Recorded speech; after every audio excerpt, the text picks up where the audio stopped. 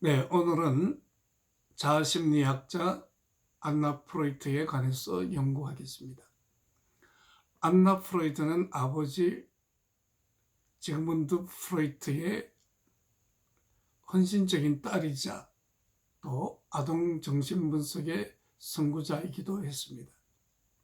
특별히 그녀는 자아 방어 기제에 대해서, 이고의 기능에 대해서 깊이 탐구했고요. 특별히 아버지 프로이트가 1923년도에 확립한 3중 구조 모델 이드, 이고, 슈퍼 이고를 연구하면서 그 모델 안에서 전략적, 기술적 문제가 있음을 발견하면서 특별히 이고에 관심을 두고 깊이 연구한 이고 심리학의 데모라고 할 수 있을 것입니다. 자아심리학자들은 이러한 것에 관심을 갖고 있죠. 첫째는 자아의 방어 체계는 어떠한가? 자아는 스스로 진보하는 능력이 있는가? 자아 발달은 타고난 능력인가? 아니면 환경적 요인에 의해서 좌우되어지는가? 또 네 번째, 양육자의 특성들과 내면화하는 과정이 자아의 발달 과정에 영향을 미치는가? 또는 성적, 공격적 역동들은 초기 자아 발달에 어떤 영향을 미치는가? 이러한 것에 관심을 가졌고요. 프로이트는 1923년도에 지형학적 모델에서 3중 구조 모델로의 전환을 했는데, 지형학적 모델은 단순히 의식, 전의식, 무의식 세 개가 마치 빙산처럼 그렇게 설명되어지고 있는데, 이것은 이드, 원본능의 충동이 가지고 있는 목적을 밝혀내고 그것을 해소하는 것에 초점을 두었다면, 삼중구조 모델은 세 개의 심리적 대리자 사이에서 각각의 기능을 무의식적으로 수행하고 있다면, 그러니까 우리가 흔히 이거는 합리적이고 비교, 분석, 판단해내는 그런 능력으로 볼 때에 의식의 세계로 생각하는데, 이거도 사실은 무의식의 세계란 말이에요. 무의식의 지배를 받는 세계란 말이에요. 이렇게 무의식의 기능을 수행하고 있다면 원본능의 충동의 목적을 알아내는 것에 대해 자아와 초자아는 갈등하게 되죠. 그래서 특별히 자아 디펜스 메커니즘은 이 안나 프로이트의 견해로는 그 방어 기제를 해석함으로 치료에 이른다고 본 것이에요. 흔히 우리는 자아 디펜스 메커니즘을 동일시, 전이, 성화, 억압, 투사, 반동형성 또는 고착, 퇴행, 합리화, 또 감정의 고립, 기인, 부정, 또 중립화, 이런 것들을 말할 수 있을 거예요. 동일시는 그런 거죠. 대상에게 가치 있고 또 본받을 만한 어떤 좋은 것들로 판단되어지는 부분을 선택해서 자신 안에 내재화하는 것이라면, 전이 디스플레이스먼트는 어떤 전환이 이루어진 거죠. 아마 이 부분에 대해서는 지난번에 프로이트 심리학에서 좀 다루었기 때문에 일단 방어 기제들을 개별적으로 얘기할 필요는 없을 것 같고요. 그러면 자아 방어 기제의 역할을 한번 봅시다. 자아 방어 기제는 불안에 대처하는 비합리적인 방법이에요. 그래서 현실을 왜곡하고 숨기고 부정하고 또 심리적 발달을 저해하기 때문에 나름대로 불안에 대처하는 그와 같은 안정감을 주지만 이것은 비합리적인 방법이라고 말할 수 있어요. 그 이유는 현실을 왜곡하고 숨기고 부정하고 심리적 발달을 저해하기 때문에 그렇습니다. 그러므로 자아 방어 기제가 사람마다 어느 정도 다 가지고 있어요. 뭐 그러한 병리적인 수준이 아니라면 괜찮겠지만 어떤 사람들은 자아 방어 기제를 병리적으로 의존하고 또 그러한 방어 기제에 의존되어져서 계속 살고 관계를 맺는다면 문제가 되는 거죠. 그래서 방어의 영향력이 커지면 자아를 지배하고 자아의 유연성과 적응력을 감소시켜 버리기 때문에 자아가 온전한 재기능을 할 수 없다는 것입니다. 나아가서 자아 방어에 실패하면 자아는 의지할 것이 없어지고 불안에 압도되어지는 것이죠. 이것은 스타이너가 말한 정신적 은신처하고 매우 비슷한 요소가 있다고 볼 수 있을 거예요. 그래서 일시적으로는 위안이 되고 불안을 해소하는 일종의 은신처가 되기는 하지만 그러나 그는 병리적이기 때문에 자아의 성장이나 또 자아의 재기능을 충분히 발휘하는 데 오히려 방해가 되어진다는 그런 얘기입니다. 특별히 자유연상 시에 방어 기제는 이렇게 작동할 수 있죠. 자유연상이라는 것은 자유롭게 연상하면서 자신 안에 보이는 것, 떠오르는 것, 생각되어지는 모든 것들을 분석가에게 그대로 보고하는 것인데요. 이때 내담자는 마음에 떠오르는 것을 보고하지 않으려는 의식적인 거부를 방어 기제에 의해서 이와 같이 자유연상이 방해되어지는 것을 볼 수 있습니다. 또한 자아는 신경정적 타협을 위해 형성된 복잡한 무의식적 방어 체계들과 억압된 충동들이 의식에 떠오르는 것을 막게 되죠. 그렇게 됨으로써 연상을 방해하고요. 자아의 방어 체계는 원본능 충동들이 드러나는 것을 막아버리는 거예요. 그러므로 자유연상에서 원활한 연상이 되지 못하게 한단 말이에요. 그리고 자아 방어는 환자의 성격 조직의 특질로서 기능하게 되어지는 거예요. 그래서 우리는 한 개인의 성격을, 퍼스널리티를 구성할 때 그 사람이 어떤 자아 방어 기제를 사용하는가, 또 어떤 방어 기제에 의존되어져 있는가에 따라서 그의 성격적 특질이 형성되어진다고 말할 수 있을 거예요. 특별히 우리가 하나 볼 것은 반동 형성이라는 이 방어 기제는요, 화가 난 사람이 지나치게 점잖고 친절하게 하는 것. 그러니까 자신의 감정과 다르게 행동하는 것이죠.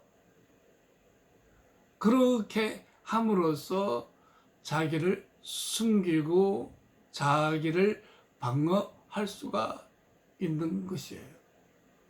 그럼 여기서 우리가 이렇게 한번 질문해 볼 수 있을 거예요.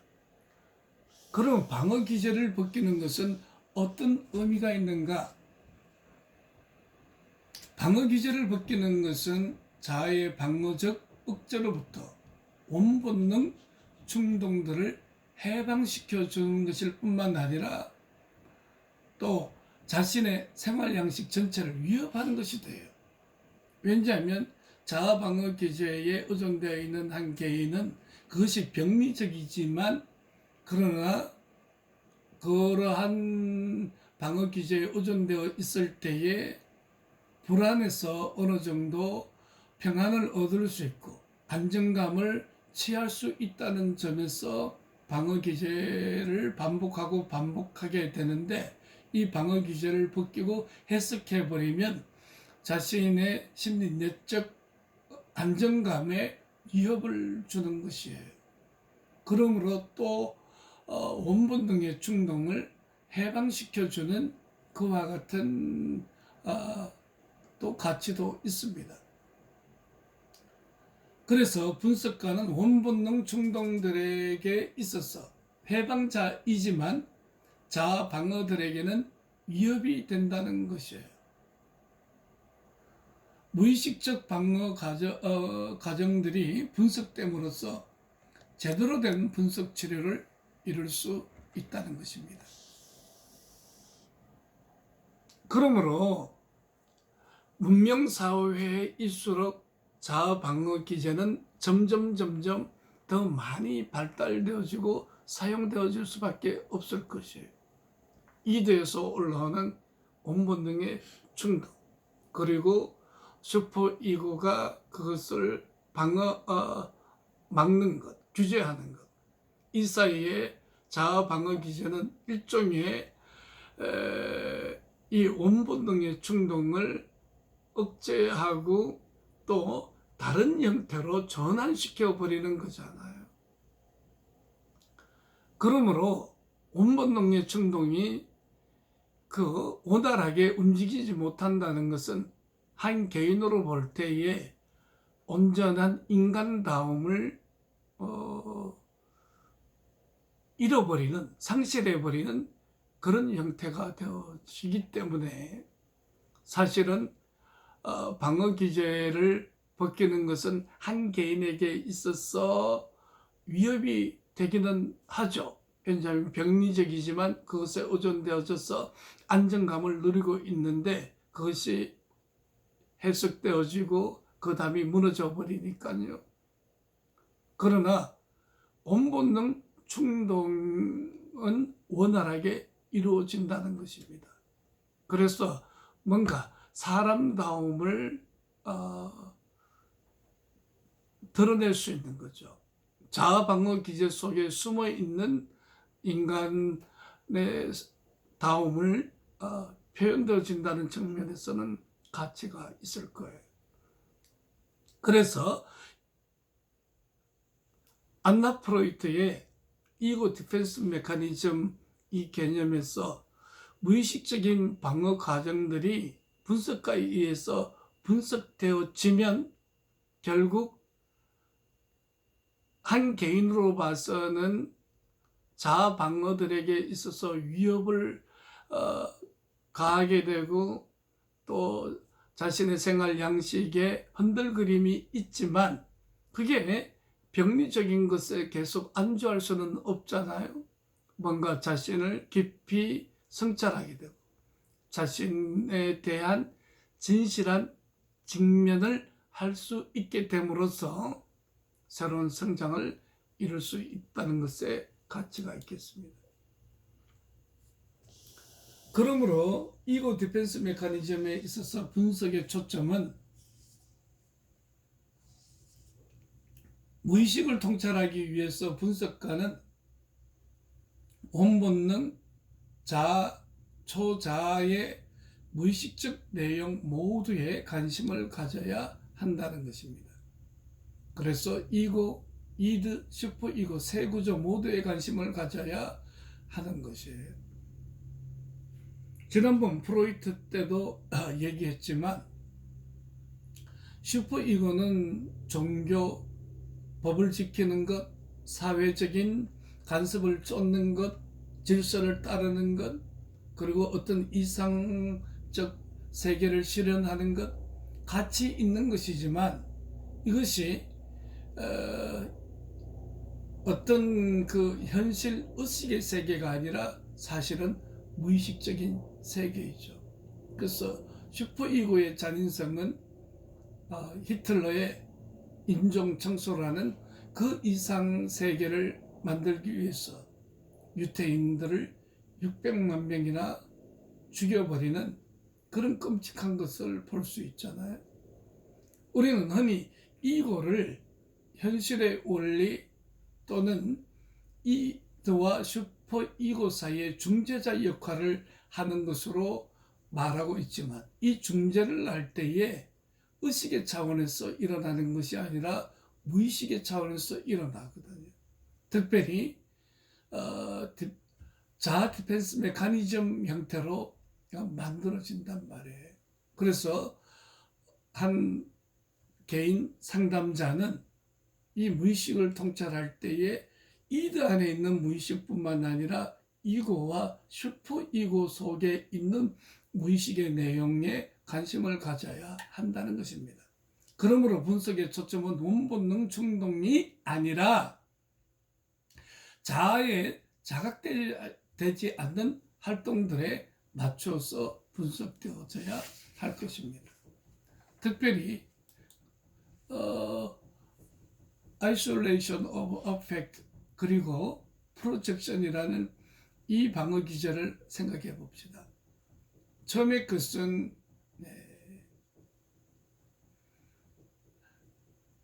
감정을 주지화시키는 것이에요.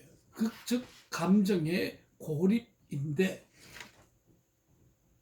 이 방어 기제는 갈등을 일으키는 모든 감정을 주지화, 즉 이성적인 생각으로 전환시켜 버리는 것이죠. 어떤 지식의 차원으로 전환시켜 버리죠. 그렇게 해버리면 감정이 아니라 책에서 읽는 것처럼 감정은 차단되고 어떤 지식의 형태로 받아들여졌기 때문에 매우 편안해져 버린단 말이에요. 예를 들면 강렬했던 성적 경험들을 조연하고 냉담한 투로 말한다든지, 아니면 자신의 외상성 주의상스의 그 끔찍한 것들, 정말 아파하고 고통하고 눈물을 흘러야 마땅함에도 불구하고 남의 이야기처럼 편안하게 얘기함으로써 감정의 연결선을 차단시키므로 뭔가 자신이 불안으로부터 안정감을 유지할 수 있는 그런 방어기제예요. 투사는 자신의 분노를 부정하겠지만 자기 사람들의 분노에 대해서 매우 민감하게 반응하는 것이에요. 그러니까 자기 주변 사람들에게 민감하게 반응한다. 그건 뭐냐면 투사는 내 안에 부적절한 그 어떤 것들을 외부 대상에게 투사해서 그 사람들을 낯설게 보는 거죠. 지난번에 얘기했듯이 투사와 투사적 동일시의 차이점은, 투사는 자신이 그 내용물을 투사하고 다른 사람에게서 매우 의아하게 그 사람들을 보는 것이라면, 투사적 동일시는 자신의 부정적이고 부적절한 한 부분을 대상에게 투사하고 대상에게서 자신의 한 부분을 발견하기 때문에 그 부분이, 투사한 부분이 자기의 한 부분과 연결되어지는 측면이 있다면, 투사는 전혀 그렇지 않아요. 그러므로 자기는 선한데 왜 사람들은 저렇게 악한가? 사실 그거는 자기 안에 그 악함을, 분노를, 그리고 가학적인 것을 대상에게 투사해 놔놓고, 왜 세상 사람들은 저렇게 다 공격적이고 악하지? 자기는 선한데. 그래서 투사한 내용물을 대상에게서 찾아내지 못하는 요소가 있어요. 그러니까 우리 그런 거 있잖아요. 뭐 까만 안경을 끼면 세상이 다 까맣게 보이고 붉은색 안경을 끼면 세상이 다 붉게 보인다. 그러므로 자신이 지금 붉은 안경을 끼고 있는지 몰라요. 자신은 맑은 안경을 끼고 있다고 생각하는 거죠. 그러나 사실은 자신이 붉은 안경을 꼈기 때문에 세상이 다 붉은 것으로 보이는 것이죠. 우리는 임상을 통해서 한 개인의 어떤 디펜스 메커니즘을 잘 찾아볼 수 있어요. 에르스트 크리스의 환자는 30대 초반에 유능한 과학자였습니다. 그는 자신의 연구를 출판할 능력이 없다는 사실을 고민하고 있었습니다. 그것은 그의 직업적 경력에 지장을 가져왔는데 이 사람은 어떤 두려움과 죄책감 때문에 자신이 생산적이지 못하다는 것을 깨달았습니다. 그는 오랜 시간 동안 대화를 나눈 유명한 동료 과학자의 아이디어를 훔치고 싶다는 욕구를 느꼈습니다. 분석가는 이 문제를 상징적 의미로 해석을 했어요. 아마 표절하고자 하는 소망은 다른 사람의 아이디어를 훔치고 공격적으로 삼켜버리고 싶다는 본본능 충동을 담고 있다고 그렇게 생각했던 것이죠. 그러나 사실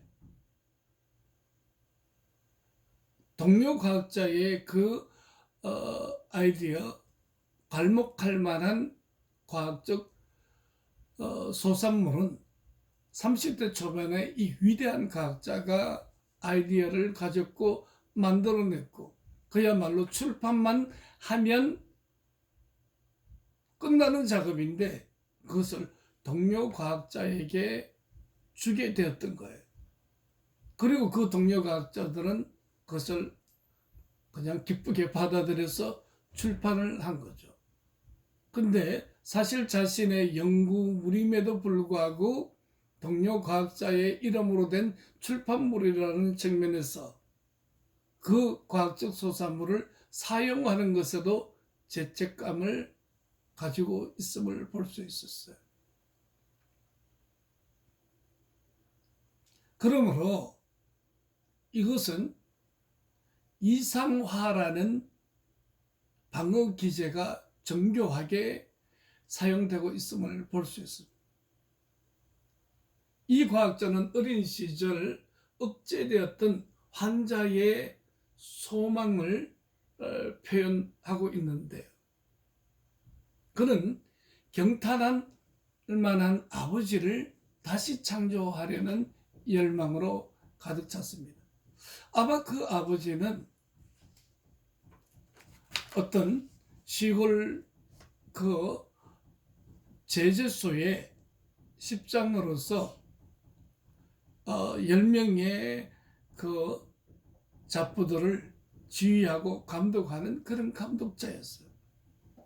어린 시절의 꼬맹이들은 주로 제조소 같은 곳에서 뭐 나무 조가리 이런 것들을 가지고 칼도 만들고 총도 만들고 하잖아요. 그런데 친구들과 함께 그 아름드리의 엄청난 나무가 아버지의 지휘 아래 쫙 갈라지고 그리고 그것이 뭔가 목재로 만들어지고 그 엄청난 창조성 앞에 이 아이는 아버지를 한없이 이상화했어요. 그런데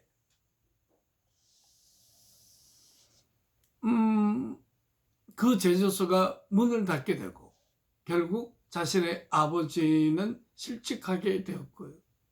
그러다 보니까 그 아버지는 계속 술 마시고 알코올 중독이 되어서 길에서 잠을 자기도 하는 경탄할 만한 아버지에서 보잘것없고 실패하고 그리고 무능한 그런 아버지로 전락하게 된 거죠. 이러한 아버지를 20, 30대 초반의 위대한 과학자는 친구에게 기인시켰고 그 친구를 경탄할 만한 대상으로 만들어냈던 것이에요. 그래서 결국 이상화된 아버지를 다시 만드는 것에 성공하게 되는 그런 케이스를 볼 수 있죠.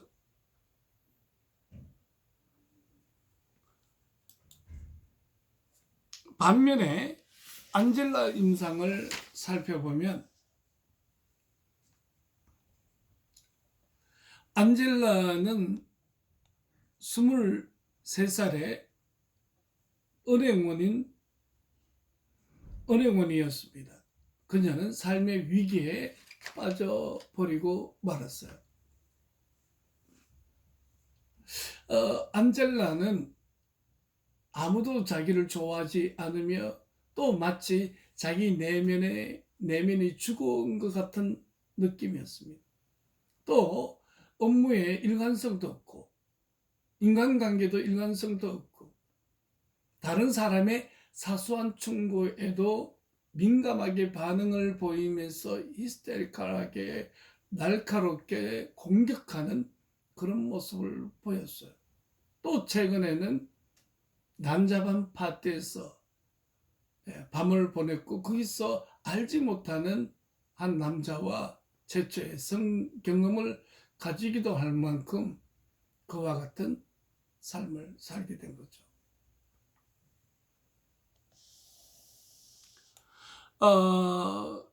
초기 면담에서 안젤라는 이런 말을 합니다.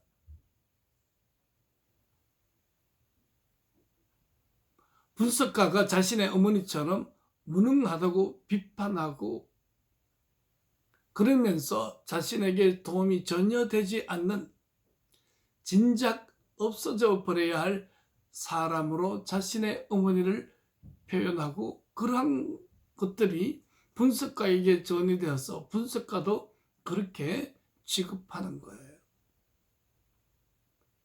안젤라의 어머니는 사실 너무 많은 아이들을 낳았어요.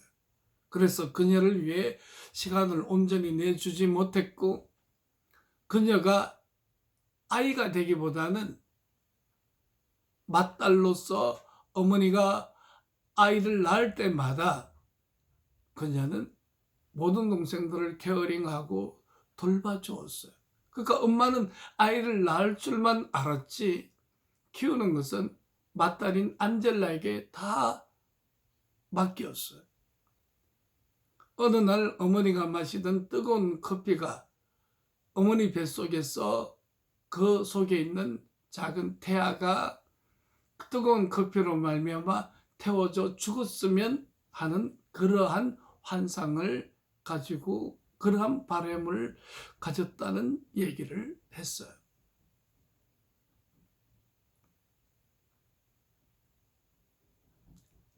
안젤라는 임상에서 매우 극단적으로 저항하는 환자였습니다. 그녀는 마음에 떠오르는 모든 것을 자연상에서 그렇게 드러내기는커녕 아무런 것도 보고하지 않으려는 그런 저항을 보이고 있었습니다. 특별히 안젤라는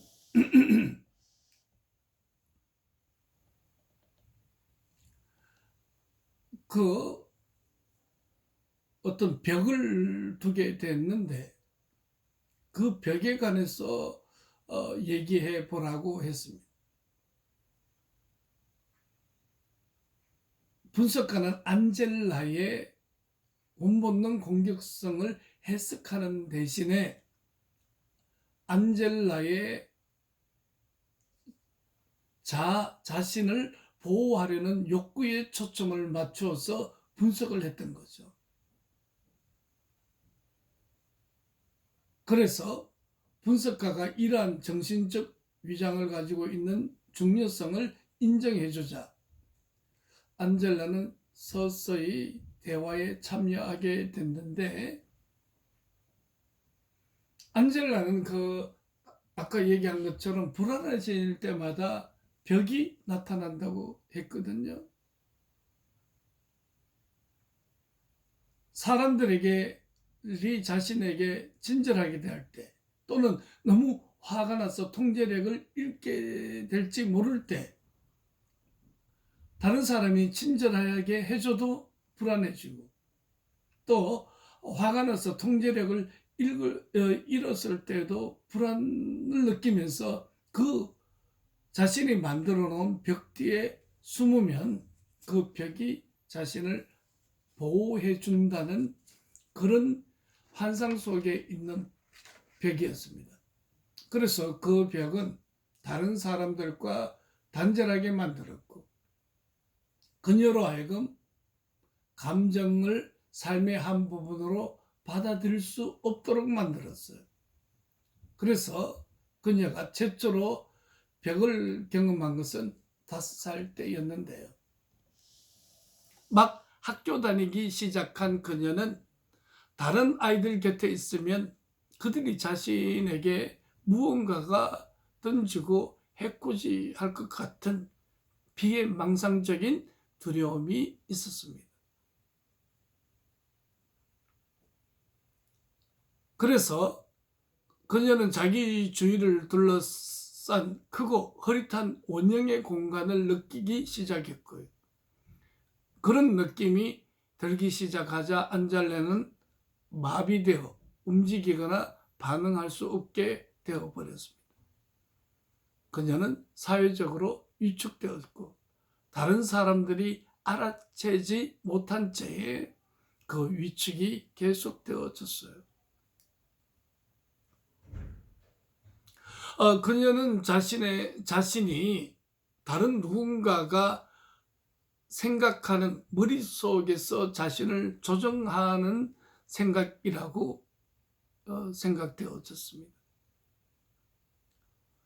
그리고 안젤라의 어머니는 임신을 했는데 왜 아이를 많이 낳았느냐 하면은 가톨릭 국가였기 때문에 산하 제한을 금했기 때문에 계속 아이를 낳아야 했고, 그리고 아이를 낳으면 그 양육은 다 안젤라가 해야 되는 그런 고달픈 어린 시절을 보냈어요. 나중에 어머니는 이런 얘기를 했어요. 네가 어렸을 때 내가 너에게 한 것은 아이들을 맡긴 것하고 네게 소리를 지른 것밖에 없구나.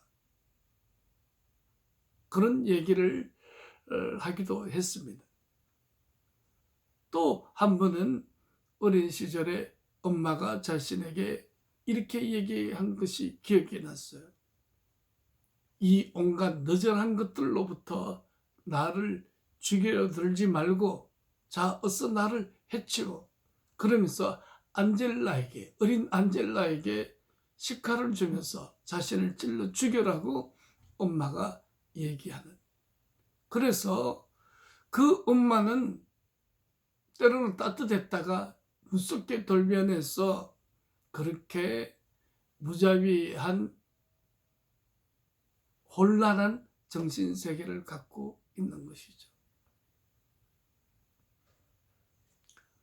안젤라는 공상 속에 한 여자아이가 있는데 그 여자아이는 탐욕스럽고 뚱뚱한 아이였습니다. 자기 공상 속에 있는 그 여자아이는 자기가 원할 때 사람들이 곁에 있지 않으면 화를 냈고, 자기를 버리고 떠난 사람들의 눈알을 뽑아버리는 그런 무자비한 짓을 했어요. 물론 공상이었지만 어린 시절에 공상, 환상 세계는 현실감이 강력하거든. 그리고 안젤라는 공상 속에 있는 한 남자에 대해서도 이야기합니다. 그 남자는 지하실에 살고 있는데 내가 나쁜 일을 하면 지하실에 올라와서 나를 폭행하고 괴롭히는다. 그렇게 보고하는 거예요.